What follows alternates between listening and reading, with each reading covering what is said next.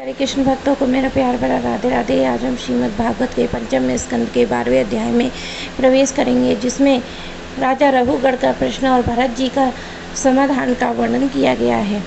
राजा रघुगढ़ ने कहा, भगवान, मैं आपको नमस्कार करता हूँ। आपने जगत का उद्धार करने के लिए यह देह धारण की है। योगेश्वर, अपने परमानंदमय स्वरूप का अनुभव करके आप इस स्थूल शरीर से उदासीन हो गए हैं तथा एक जड़ ब्राह्मण के वेश में अपने नित्य ज्ञानमय स्वरूप को जनसाधारण की दृष्टि से ओझल किए हुए हैं। मैं आपको बार बार नमस्कार करता हूँ। ब्राह्मण जिस प्रकार ज्वर से पीड़ित रोगी के लिए मीठी औषधि और धूप से तपे हुए पुरुष के लिए शीतल जल अमृत तुल्य होता है, उसी प्रकार मेरे लिए, जिसकी विवेक बुद्धि देह अभिमानी रूप विषैले सर्प ने डस लिया है, आपके वचन अमृत में औषधि के समान है। देव, मैं आपसे अपने संशयों की निवृत्ति तो पीछे करूँगा। पहले तो इस समय आपने जो अध्यात्म योग में उपदेश किया है उसी को सरल करके समझाइए। उसे समझाने की मुझे बड़ी उत्कंठा है, समझने की मुझे बड़ी उत्कंठा है। योगेश्वर, आपने जो यह कहा है कि भार उठाने की क्रिया तो उसके जो श्रम रूप फल होता है, वे दोनों ही प्रत्यक्ष होने पर भी केवल व्यवहार मूल के ही हैं। वास्तव में यह सत्य नहीं है। वे तत्व विचार के सामने कुछ भी ठहरते नहीं हैं। सो इस समय मेरा मन चक्कर खा रहा है।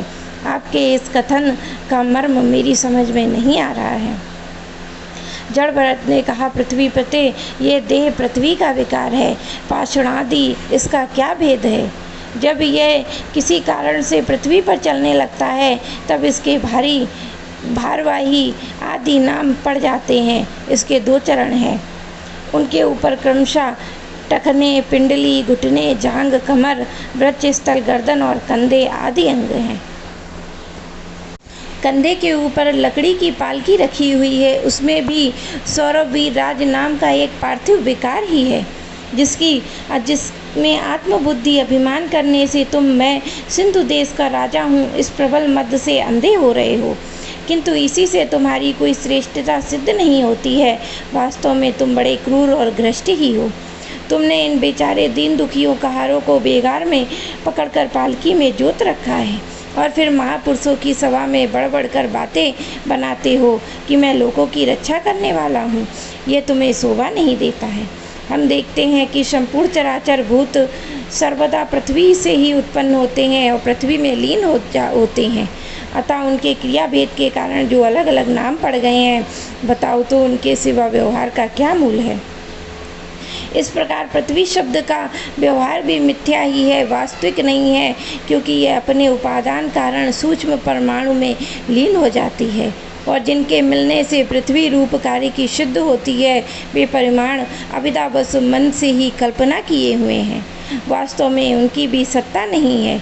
इस प्रकार जो कुछ पतला, मोटा, छोटा, बड़ा, कार्य, कारण और चेतन, अचेतन आदि गुणों से युक्त दैत्य प्रपंच है, उसे भी द्रव्य, स्वभाव, आशय, काल और कर्म आदि नामों वाली भगवान की माया का ही कार्य समझो।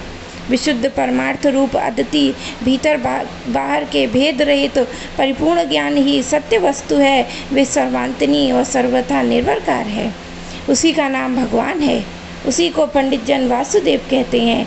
रघुगण महापुरुषों के चरणों की धूलि से अपने को नहलाए बिना केवल तप, ज्ञान, यज्ञादि वैदिक कर्म, अन्नादि के दान, अतिथि सेवा, दीन सेवा आदि गृहस्थोचित धर्मानुष्ठान, वेदाध्ययन अथवा जल, अग्नि या सूर्य की उपासना आदि किसी से भी साधना से यह परमात्म ज्ञान प्राप्त नहीं हो सकता है।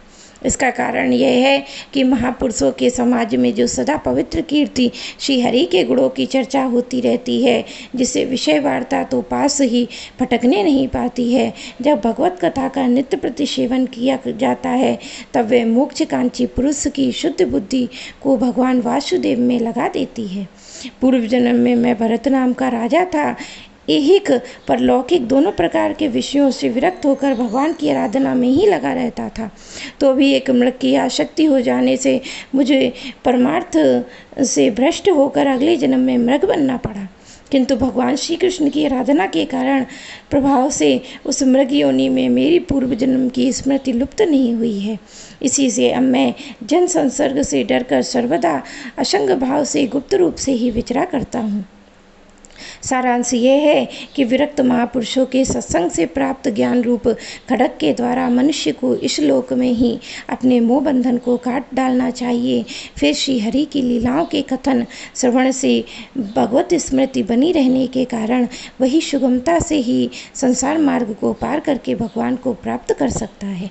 मेरे प्यारे कृष्ण भक्तों को मेरा प्यार भरा